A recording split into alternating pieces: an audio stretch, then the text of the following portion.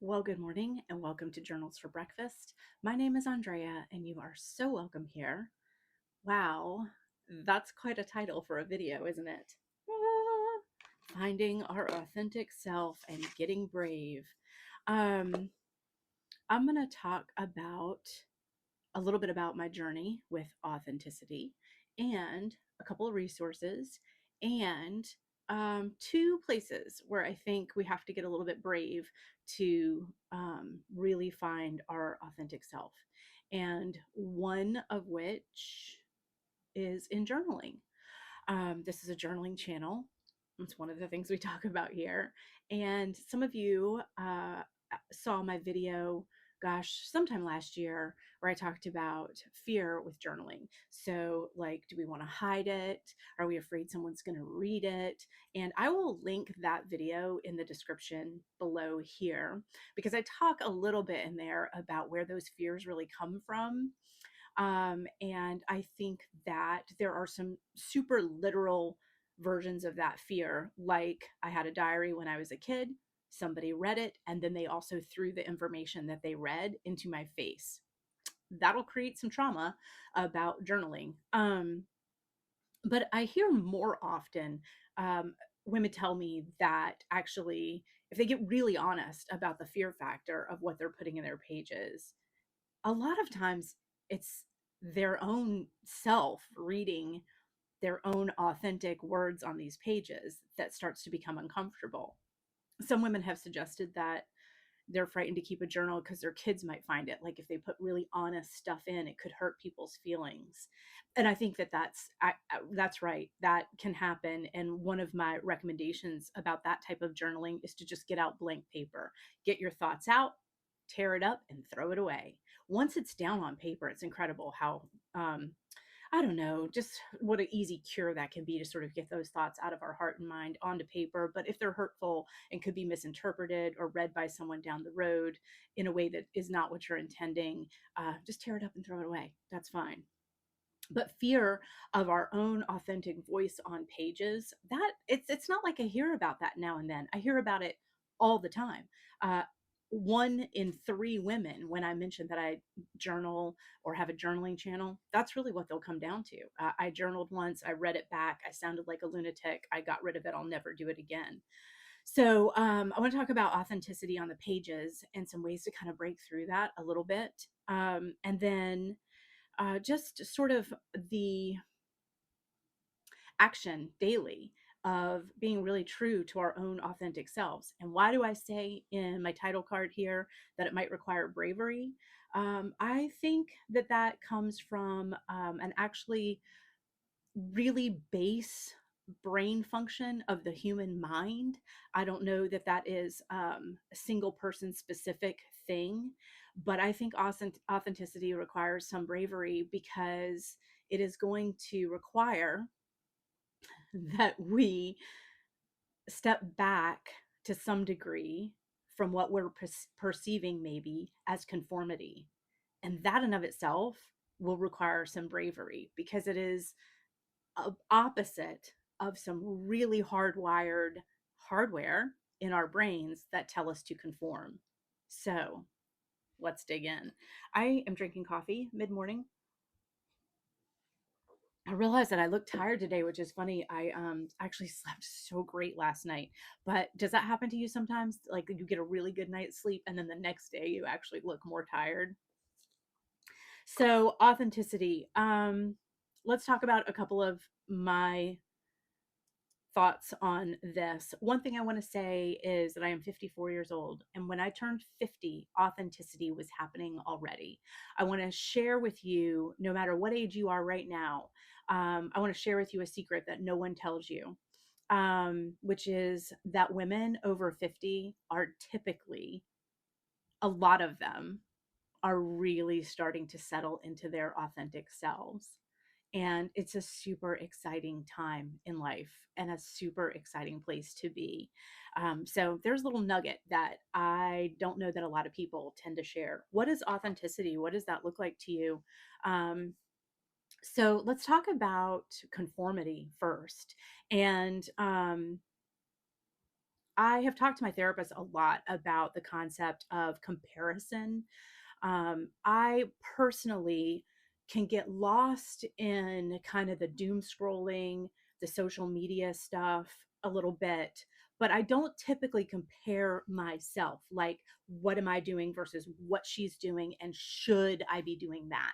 Those types of thoughts don't tend to hit with me a whole lot, but I can feel kind of the weight of the mass exposure to other people's choices that we have these days that we never had before. I read a quote one time, gosh, this was decades ago. It said, desire is found when we see what another has.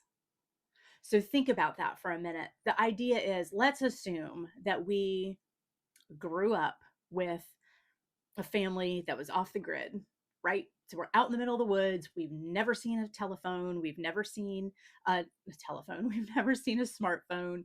We've never seen a computer. We've just lived off the grid our whole lives. And we emerge from the woods one day and we see a car go by, shiny, bright, beautiful color, fast. Somebody stops, they get out of the car. They're wearing a beautiful puffer jacket that looks tender and soft and warm, and they've got this pair of boots that are just breathtaking. Therein starts desire. It is in the awareness of what someone else has. Had I not wandered out of the woods onto the side of the road and seen her in those boots, I would have never had a desire for those boots. And I think that the world that we live in right now is throwing desire messages at us constantly. And I think that our brain, because it is hardwired for conformity, mind you, hardwired. You were born with this hardware in your brain. It's not software that you uploaded through experience. You were born with the hardware that says conform to some degree. And the reason is it's a survival skill. If you were the person in the tribe that was the craziest, the loudest, the least enjoyed, the most disruptive, at some point, this tribe might leave and leave you behind, and you will not survive. Those are core survival skills that we all have just ingrained in us. But this world of exposure to everyone's everything all the time, I think it is overstimulating that impulse for conformity. And we're all having to fight really hard, right? Not to be influenced, not to put that thing into our cart, not to. And I do think that many of us can slip into comparison easily as well. If they have that, should I have that? If she wears that, should I wear that? That's an exhausting loop, isn't it? So I decided to do this little video about this, in part because I think it's such a great place to find a journaling practice, is to step away from that space and maybe just write the word down, on a piece of paper. Authenticity. What does that look like to me? Or comparison. Who have I compared myself to recently, and what is it that that was really stemming from? Um, I do my best, as some of you know, to kind of stay off of social when I can. But man, I really let it slip back in recently, and I'm feeling the impact. It's starting, my own self worth was starting to shift a little bit. I could feel the voice of self doubt creeping in more and more frequently. And that for me is always just a sign of exposure to too much of that space. And so the cure for me in that is simply going to be to turn off my Instagram and Facebook pages once again for a little 30-day cleanse. But an easy cure can just be to start journaling again. Grab a beautiful journal, write down a few kind words, look up a few quotes or affirmations, and spend a little time with yourself. I'm going to have a sip of my coffee. Finding our authentic self, why does it require bravery? Because it moves against the the app the natural instinct towards conformity. And we have to be comfortable in who we are as our authentic selves. And yeah, I think that that requires bravery. One of the places where I had to get really brave for myself personally, was 5.5, 6 years ago. I stopped drinking alcohol. And man, that was an act of bravery. But the thing about wine for me is that, and just FYI, this is not meant to be a sobriety and recovery channel by any means, but I'm always here for the conversation about alcohol. And if you're questioning its role in your life, um, I'm always here for the conversation. Drinking alcohol for me was one of the least authentic things that I could do for myself. It was the opposite of authenticity for me. And in fact, I came to discover that's exactly why I used it. I was not yet comfortable in my own skin. I really don't know if I knew who my authentic self was yet at at that time in my 30s and 40s. I was starting to figure out who she was through my mid 40s. And I think that's when the conflict began with then me dimming her down with alcohol in the evenings. And yeah, drinking for me was the least authentic thing I could do for myself in any given day. It just took the light out of the room for me. And I think for a long time, I needed that. I needed that dimming. It was sort of medicine to a world I had created that was just outrageous. It was so overstimulating. And I was a workaholic and I was exhausted and I hadn't really found my true self. And alcohol was just kind of medicine for all of that. It dumbed that down, it dimmed it out. But as I started to find my true self and started to fix my workaholic ways and started to resolve my burnout, this life that was becoming stronger and kinder and better, I started losing the need to dim that down. And in fact, in time, alcohol just essentially stops serving me entirely because it's doing the opposite. Now it's dimming down the truth of who I am. And that's what I needed for a long time. And then it wasn't what I needed anymore. But it required bravery from me for a lot of reasons. One is it was a security blanket. I could nestle into a social setting as long as there was wine involved. I could be in a group setting. I could do a girls' weekend. I could even speak publicly if as long as someone handed me a glass of wine to get through that experience.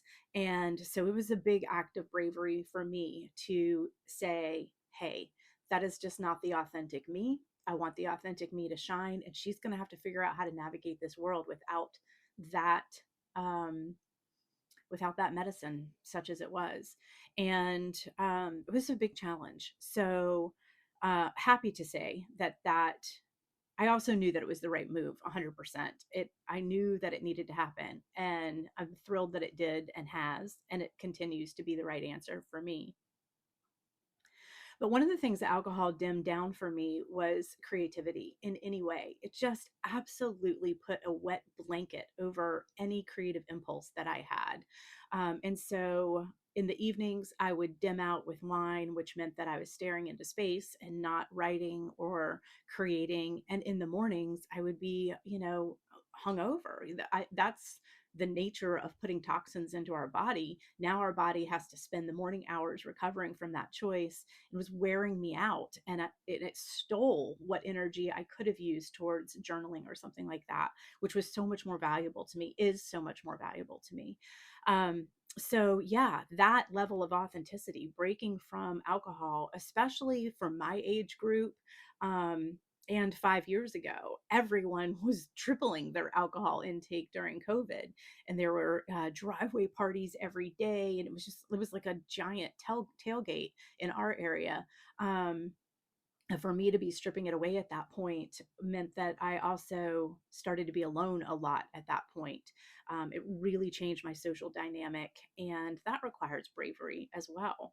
But in the end, it turns out that I found some beautiful new friends through this choice, and I have been forced to get honest about who I am and what matters to me. And that requires a lot of serenity and alone time anyway. And I really wasn't giving myself enough of that.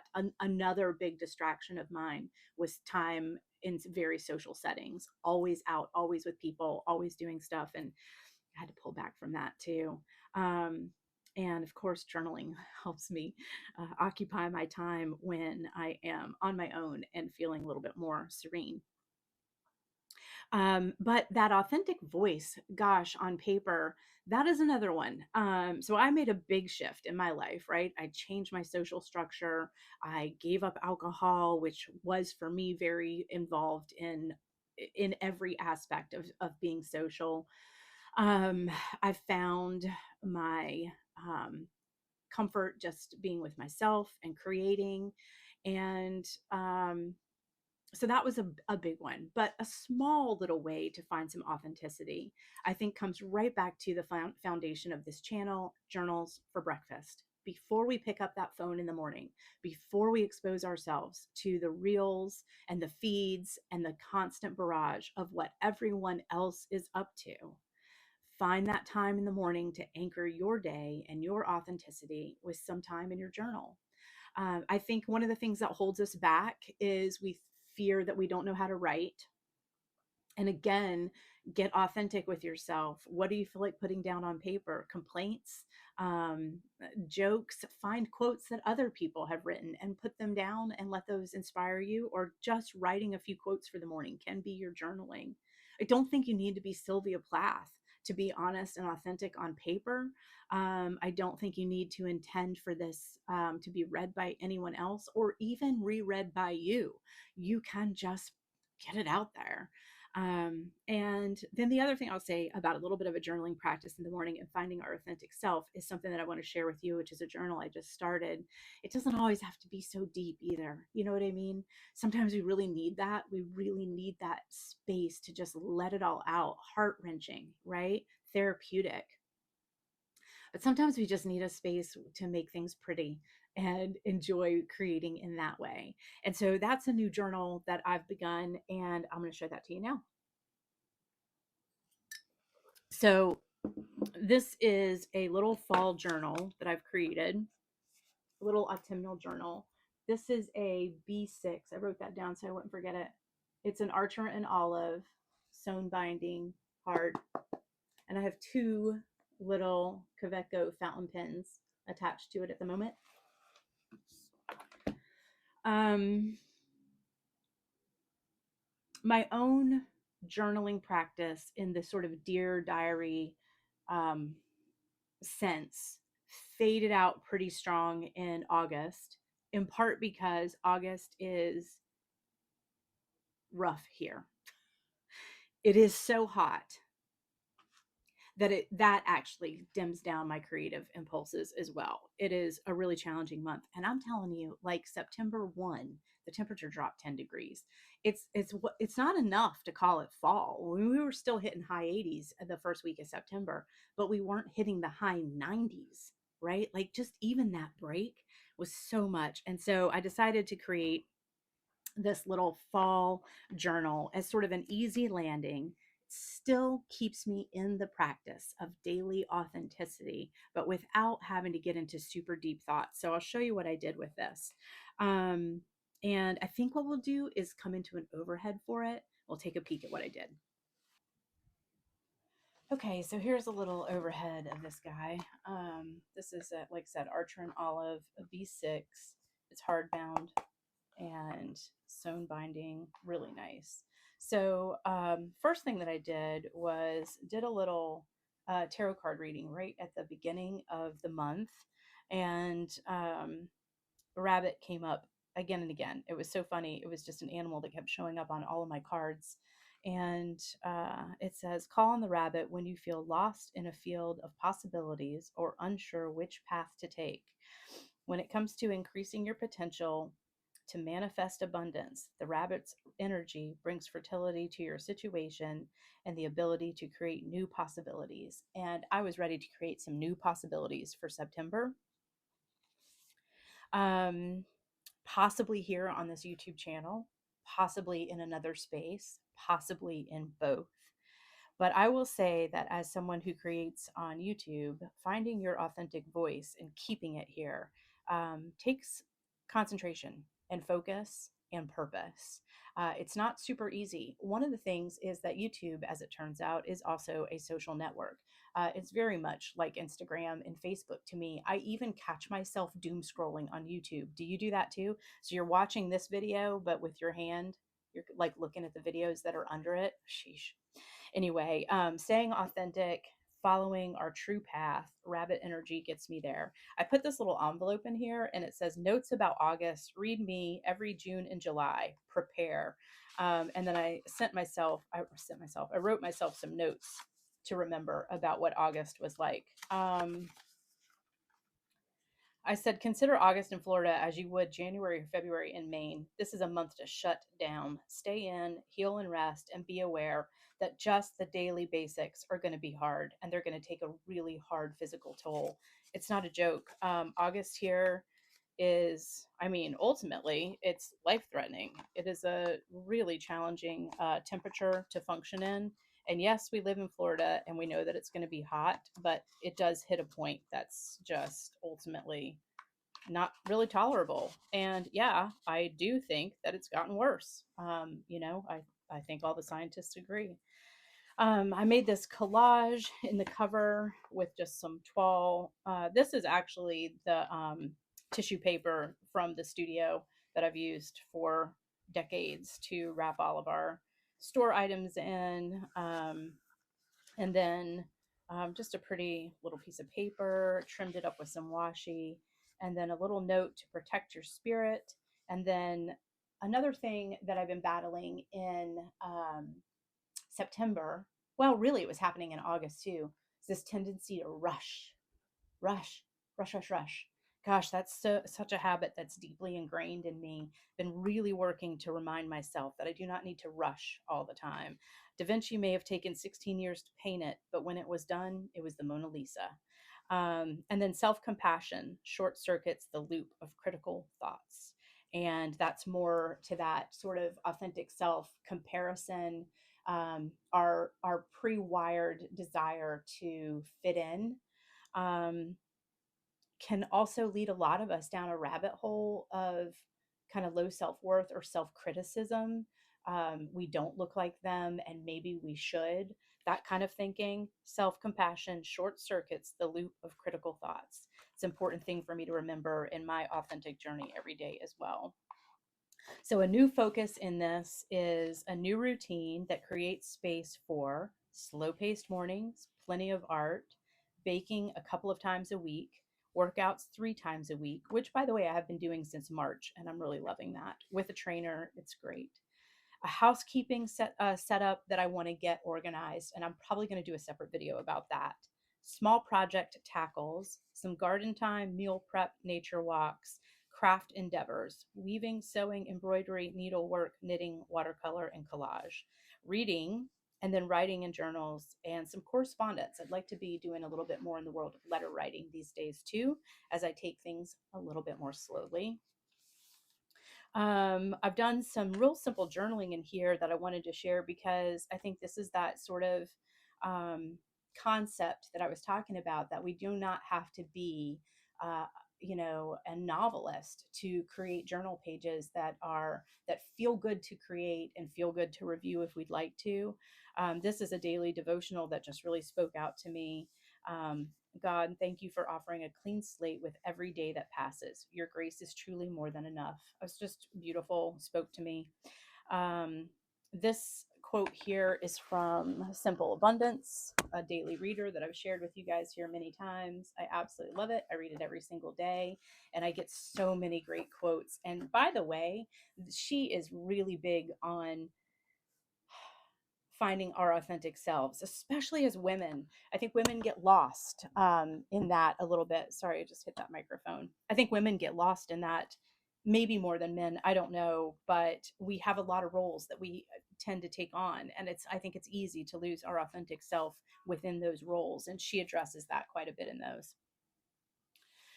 The beauty of autumnal inspiration, fueled by imagination, pluck, and purpose, is that they're private. No one else knows we're making them. Oh, so she's talking about autumn being like a new year. This really struck with me too. I agree.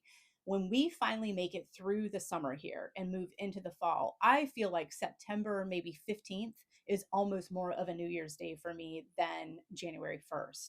Um, Things shift internally.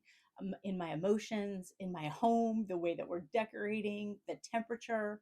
Everything changes so much in September here. And so that's what she was getting at. The beauty of autumnal inspirations fueled by imagination, pluck, and purpose is that they're private. No one else knows we're making them. Autumnal resolutions, unlike New Year's, she put in paren, don't require horns, confetti, and champagne. September only asks that we reopen to the positive change, or excuse me, that we be open to the positive change from simple abundance. I can't read my own scribble scrabble. So I love that. And that's really what this journal is about. It's kind of a New Year's journal, but a fall version of it. Um, September 8th, embody the version of you that already has everything you desire. How does she move through the world? I loved that quote. It's a little bit of a fake it till you make it kind of quote. And I think that that's really valuable too, especially in the doom scrolling comparison game. If we find ourselves seeing what others have, does it automatically make us feel like we have less? I don't know, but I think that a lot of us might feel that and suffer from that. And so stepping out the door, putting that phone away, and walking around as if you already have all of your dreams fulfilled, I just think it's a great antidote for that sensation, right? Just fake it till you make it. You've got everything you need. And frankly, a lot of us have everything that we need. Um, be clear about your intentions and then act as if you have become the one that lives the life you desire. So it's that same sort of idea, that kind of, fake it till you make it. Just be clear about it for yourself and then act. um yeah, so I'm just really liking this kind of, I don't know, just quotes. And I found these midliners at Staples on sale. This complete set was $10, which is a good deal, but they had such an autumn vibe to them, don't they? So yeah, I grabbed those and have been using those in here as well. And then I just sort of did a fantasy write up of what I'd like to see September and October look like, what I'd like to see in each day. AM, soft landing morning rituals, coffee, tarot, simple abundance, light artwork. Longer morning walks on not gym days. The days that I go to the gym, I got to get rolling. I got to get out of the house at a certain time. A baking project, some dinner prep. I actually prefer to do dinner prep in the mid morning versus the late afternoon. I just have more energy. Even if it's going to be a crock pot dish that's going to go in at 2 o'clock, I still prefer to kind of get it all set up in the morning. um, and then some days scheduled chores. And like I said, I'm working on a system for my housekeeping. And so I'll share that in a different video. Gym Monday, Wednesday, Friday, and then breakfast. Trying to shake that up a little bit. I have mentioned here before that we closed our business at the end of July. It's the first time I've ever been quote unquote retired. And for most of my life, I've raced out the door. And that means that I've done a shake or a protein bar. So for breakfast, I'd like to do some things that are a little slower. Homemade muffin, avocado toast, homemade bagel, a breakfast sandwich, egg cups that I like to make and then reheat. But I'm struggling with that one right now because our microwave is broken. Overnight oats. Midday, I'd like to see that my chores are done for the day. Again, I'm sort of a powerhouse the first part of the day, and then I get pretty chill after 3 o'clock. Garden tidy will start up soon too. You could not even pretend that was going to happen in August. It's just not an option. um, Midday, a nice 30-minute walk. Midday, my dog appreciates that, and so do I. Lunch, read and rest if needed. A little craft focus time. Like I have a knitting project right now that I need to sit here at this table and do a sewn bind off. So those kind of focused things that I can't do while we're watching TV later tonight, I want to do those midday. Attend to any bakes if that's needed. So if anything has cooled and needs to be frozen or sliced, etc. And then some correspondence. And then I found this cute little sticker, and I decided that this Japanese says, "Do your fall thing, girl." I have no idea what it says, but maybe that's what it says. Late afternoon, snack time, get supper started, freeze and label the bakes for the day, go ahead and do my facial in the late afternoon. I do not like it when I wait until too late to do that. And then a nice long walk. Evening, eat supper, clean kitchen, hot tea, TV, knit, and go to bed and read. Um, fall decorating stuff that I wanted to do. You can see some check marks here. I actually knocked a few of those things out already. We have some really pretty fall decor out I'm excited about. And some bakes I want to do this month. Some kind of pumpkin bread. I have a few recipes that I'm looking at. A ginger pound cake, which is our classic. It's a sour cream pound cake that we always do. We just add candied ginger to it. Some classic sourdough to get my freezer stocked back up on some good breads. I have a recipe for a super seedy bread that I wrote as a way to use discard from your sourdough. So I'll knock out a loaf of that and some brownies for my husband. And then September, a no social 30-day cleanse. I have not started that yet, and I need to. It's weighing me down a little bit. The world of scrolling, I can feel it. And so it's time to take a break. I just put in the dates that my workouts are for offsite workouts this month, and I'm just checking them off as I go. And then some things to step back from: comparison, influence, oversharing, looking for approval, looking for connection, and dopamine hits. See this one here? This is one that I struggle with. I know where comparison stems from. And so I can logic my way out of that one. I'm cautious with influence. I, in fact, threw three things into a cart last night and then stopped, just stopped short and went, what are you doing? You don't need any more denim. Stop that. Oversharing. I have a YouTube channel where I share a lot, so I'm good with that. But actually, for me, this has more to do with when I feel uncomfortable about something. What I've noticed is I have a tendency to text, trying to hook someone on the line to confirm for me that the way that I'm feeling about something is okay. That's my version of oversharing, and I am trying to break away from that. Also, looking for approval ties right into that too. But this little bad boy here, this thing flared up on me pretty badly recently. And I know logically that that stems in part from having closed my business. I am of the generation that has been taught that, excuse me, our value is locked into our output. And boy, I had a lot of output. I ran a business. And so I got a lot of feedback on that output every day. And when I shut that down, that easy spot for that little kick of approval disappeared. And so I have found myself struggling a little bit with looking for that in the wrong places, or looking for it, period. I don't need it. It needs to go. That has to come from within, not without. Um, yeah. So, and those dopamine hits, dang, man, that's that scroll. Really trying to break away from that. Look how pretty this sticker is. That beautiful. Her brunette hair and her sweater is just so fall. Gorgeous. Let's eat. Thoughts on September meals and snacks. I'm trying to get more protein in the early part of my day, like real protein, eggs, maybe even some roasted chicken or some lean steak. I know, like, that's when they say really to do it, and it is not my forte. What I want for breakfast is a cinnamon bun. So, this is a challenge for me. I put a note here. It's believed that one actually should eat more protein at breakfast than at dinner. That's really the new info out, or new to me. You've probably known it forever. So start protein early in each day. And then some breakfast ideas that I've put in here. I have one, my avocado toast with egg, but I'll add some more to that as I find some recipes that I'm liking. Healthy snacks. I want to jot a few things down that we're enjoying. A note about clothes. My body has changed a lot. I'm 54 and our bodies change. Styles have changed a lot. And last year was kind of a like void for me because I was going through cancer treatment. So I was in the hospital. I was recovering from surgeries. I was recovering from chemo. I was at the cancer centers. It didn't require fashion, is what I'm here to say. And so last year kind of goes into a weird fashion bubble for me and disappears. This year, I'm trying to pull some things together that are a little bit more on trend and just kind of seeing what I need. And some projects room by room. What needs to happen in the master bedroom? And then I just put projects room by room. Like I'll do the room that I'm in back here, my home art studio, some projects I'd like to complete here, the garage, the Florida room. So I'll work on those as I go. I just felt like laying them out one day. I was feeling very organized. Reading goals for the rest of, well, kind of the fall, I guess. And Let's see, this is a quote from Simple Abundance. Oh, this was cool. I really enjoyed this. Okay. I wanted to repossess my books, to explore what I had accumulated over a lifetime of reading, and to map this house of many volumes.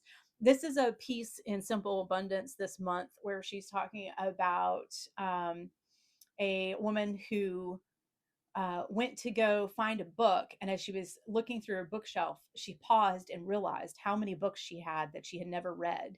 And she decided it was time to get familiar with her own library and just dig inward. And I really want to do that this year, starting in January. I'd like my reads to be things that have been on the TBR for a long, long time. So the remainder of 2025, we have two book club meetings before the end of the year, and so I'll need to read both of those. My fall Christmas reads, you guys already know my spicy romance trio that we've talked about. Laura Ingalls Wilder, The Long Winter. Poppy Wars has been on my TBR for too long, so I'm gonna get that started. And the second of the Five Broken Blades, something. Anyway, the second one of those I started it last night. And Air, I'd like to read that one before the year is out too. Then in December, on Christmas, I'm going to start Little Women. So holding me over to that, I might go to Howard's End in between. And then the new year, I'm going to tackle my classics. I have some Barnes and Noble classic series.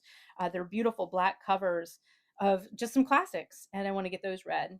And then I want to read A Tale of Two Cities. That's on my list. I don't own that book, but I'll put it on my Christmas list. Some rereads to do, some special editions that I want to pick up. Little Women, I already got one. Santa can drop that off for me on Christmas Day. Rebecca, I'm looking for a special edition of Rebecca, not like a collector edition, like signed or an original print, just a nicer version of it.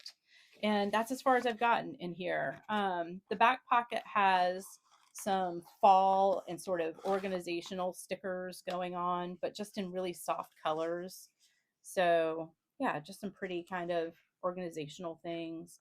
And then these just kind of little pretty coffee cup and a little bit of tea and a sandwich. Look at these sweet things. These were gifted to me by a friend last year, and it's finally fall and I get to use them.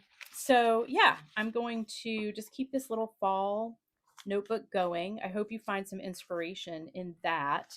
And I wanted this to be a little bit of a reminder that when I say going authentic requires bravery, I think in a lot of ways it does. Again, it forces, if you're going to go authentic, you're going to have to fight that urge to conform. But I think you can um, do a bit of both. But this is a soft landing in journaling that isn't the authenticity that is Dear Diary. Let me tell you all my deepest thoughts and fears and woes. Although that's valuable also, and I do that type of journaling sometimes, I think this is a really nice soft landing for some of that. A quick update on my travelers. I haven't been in here a whole lot because I just haven't been gone a lot, and he's my travel. He is my passport size, so he's usually with me when I'm out and about. But I've still been really enjoying just writing down some really pretty quotes and just doing some little mini collage in this notebook.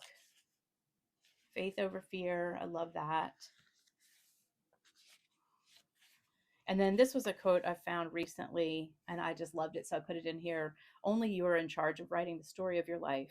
Edit it as necessary, and never be afraid to start a new chapter. Authenticity. So really cool. I am out of pages in my so this is a weekly. I am not using it, as you can see. March. There's August. I don't know, September, like whatever. It's jumping around. I'm not using it. My monthly ran out. I ran out of pages. So I have a new monthly coming. So that'll be good. I want to get that caught up for the fall and take that weekly out of there. I'm just not using it in this space very much. Mostly what I'm doing in here is mini collage and writing down quotes. And I do love it for that. But again, he's my travel little pocket brain, and I have not been traveling. I haven't been anywhere. So I don't mean travel like to Paris. I mean just running around town. And then my good old Hobonichi, still going strong. One of the viewers very kindly reminded me that I do not need to order this insert from Hobonichi. I can find an American company like Jet Pens and not need to worry about paying heavy duty shipping on that. So I'm going to check that out this week. And thought I would share with you a couple other things, a couple little quick fill-ins. But I went photo crazy this weekend, and it was so much fun. This is some home decor that I've done. This was. Do you know what time of night this was? At like 8 o'clock at night. Look at that. That trip. It looks like it might be dawn, but it wasn't. It was super late at night. I wasn't even sure if it would show up, and it did. Um, yeah. So a fun little thing that I did.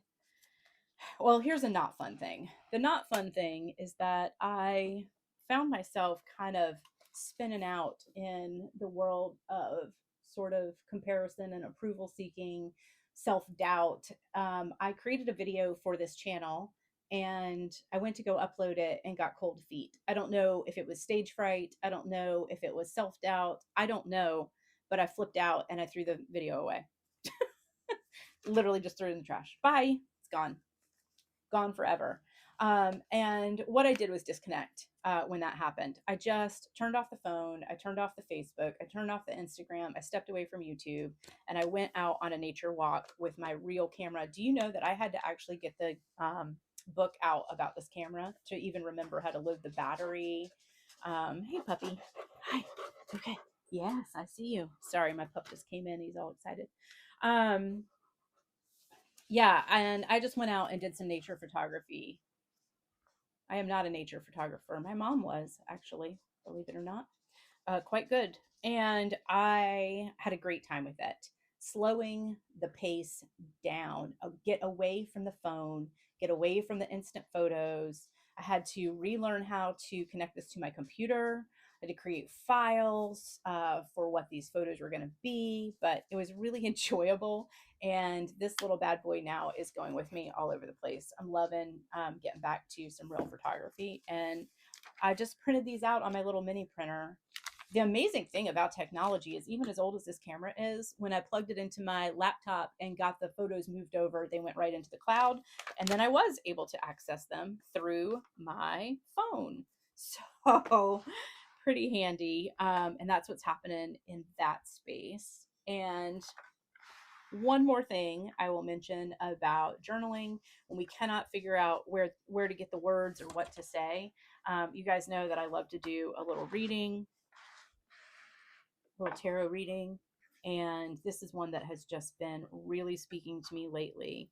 I'll show you the lid of this. This is the Spirit Animal Pocket Oracle. It's pocket because it's small. They're very small. And I have, in the mornings with a cup of coffee, just been pulling a card to see what spirit animal is speaking to me that day. And so let's go back to a face to face. I'm going to tell you a little bit about this interesting spider card. Okay. So I hope that the fall little autumnal journal might be inspiring to you. I think taking small bites like that, just a little journal that's just meant to be about fall. Find all your fall stamps, all your fall papers, all your fall pins, all those fall stickers, and go to town. Keep it simple. That is you being your authentic self. And I don't think that that version of it requires much bravery. Um, I want to tell you about the spider card, and I will tell you a little bit about my recent battle with sort of that comparison authenticity situation. And some of it just comes down to the world that we live in right now is so overt about likes and unlikes, isn't it? And I have really made a practice at creating space here that I create with the motivation behind it being very, very clear for myself. It is not about subscribers and it's not about likes. I create the space here to share. It's just that simple. And what I share in this space creates a channel that is the channel that I would watch. I would come here and spend time with this person and be inspired by their journals and their thoughts. And that's what I create here. And it's just that simple. And when I feel myself getting off track from that, and I do sometimes, it's typically happening because people are unsubscribing or going away. But sometimes, my ego's getting fed by people subscribing. I have to be really cautious about that. It's not why I'm here. My friend Sarah told me recently, she said, don't forget. And she said, I don't mean to take anything away from you, but some of those subscribers are bots. And she said, but however, remember that when there's an unsubscriber too. Those also could just be bots. Just the point was just get it out of your own personal purview, right? It's not personal anyway. But I share this before I share this spider card in this dream that I had, because early in creating this channel, I created a video that was about using tarot cards as inspiration for journaling. Now, at the time, I had just started this channel. I think there were 100 subscribers, like almost none. Yeah, a small number. And half of them left when I put that video up. Unwatched video. I put up the word tarot, and 50 of my 100 subscribers unsubscribed instantaneously. And I'll be honest with you, it scared me. And yeah, I've had to really think about that since that moment in time. And I catch myself to this day having to be careful that I don't choose to not say something here or not put something here out of fear for what the response to it will be. It's not the point of this space. The point of the space is to share. And those who want to share will find this space, and we're going to share here together. And it's just that simple, right? It isn't about subscribers or unsubscribers or likes or don't likes. Gosh, it's hard, isn't it, to not feel subject to that in some way? Strange. So I'm going to read a tarot card. Some of you may run for the hills at this point. Okay. I had a creepy dream about spiders. There was a cobweb and a spider dropped down from it, and I was trying to get away from it and wake up my husband, and he couldn't hear what I was saying. And then I turned around and there were two more spiders on the bed, and they were running up my hand. Like, it was creepy. And I am not a spider person, so it was disconcerting. So when I woke up in the morning, that was a creepy spider dream. I just kind of made myself lie there for a minute and sort of sit with the images from that dream. And a couple of things really jumped out to me. And if you've never done your own dream analysis, maybe this will be kind of helpful in how to sort of process, especially in the morning as it's starting to drift away, or if it was something kind of creepy and you're sort of wanting to push it away. What I paid attention to was that in the dream, I was bitten by those spiders. And so I decided to focus on where the spiders bit me, and then pop up, get some coffee, and come do a little animal speak. Look up, this book that I love. If an animal presents itself to me in any way, out on a walk, whatever, I tend to come home and check out Animal Speak. And spiders presented themselves to me in my dreams. I don't know that I've ever dreamt about a spider, side note. So where the spiders bit me, here, here, and here. And why that's significant to me is that I have been debating, as I talk about this space and my role here and what I'm doing here, I've been debating whether or not I'm going to continue this channel, or if I'm going to move to another platform that's really more about writing. These are the two fingers I need to hold a pen or a pencil to do my writing. So that bite, bing, bing, that spider. Hey, wake up, girl.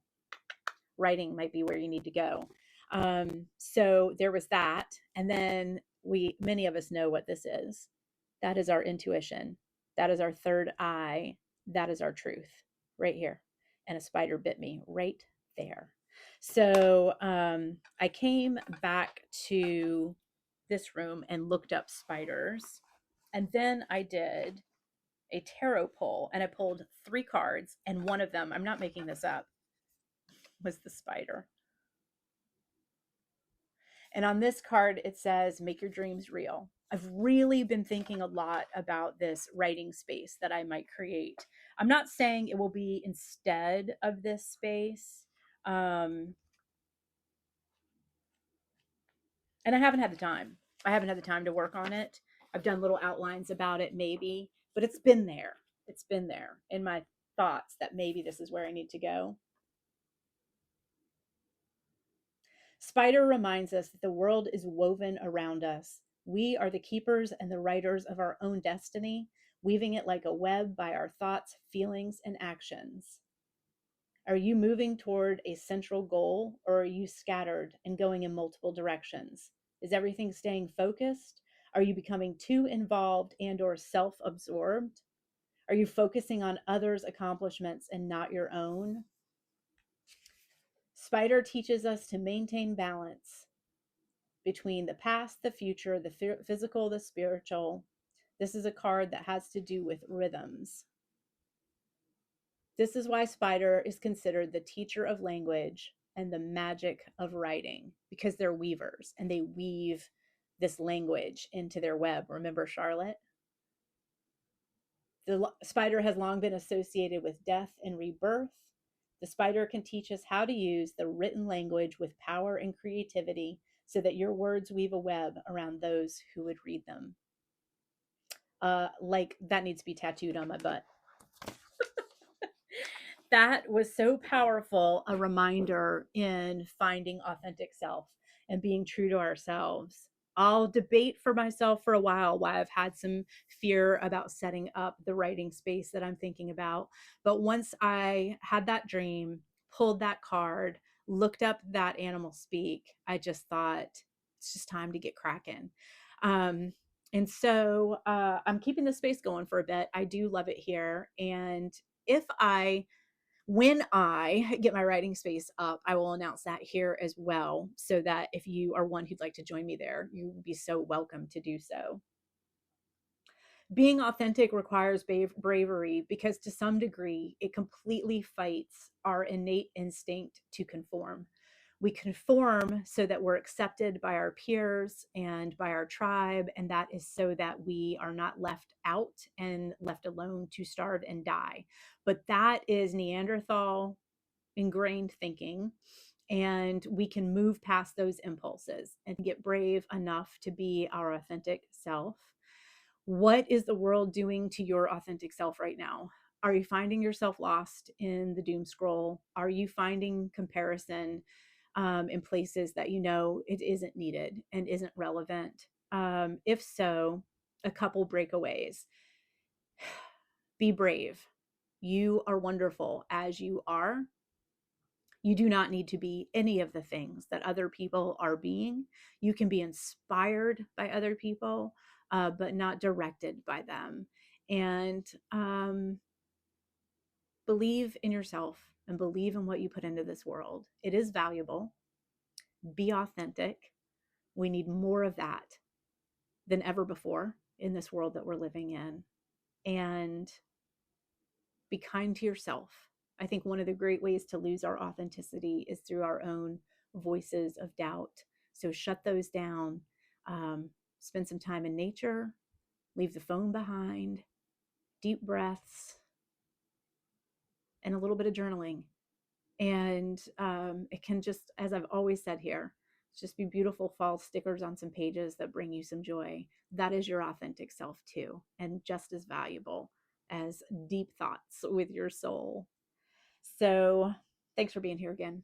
I really love the space we've created, and I really do enjoy being here with you guys. And so let me know, how are you doing with your authentic self? And I'll look forward to sharing some more with you soon. Have a beautiful day.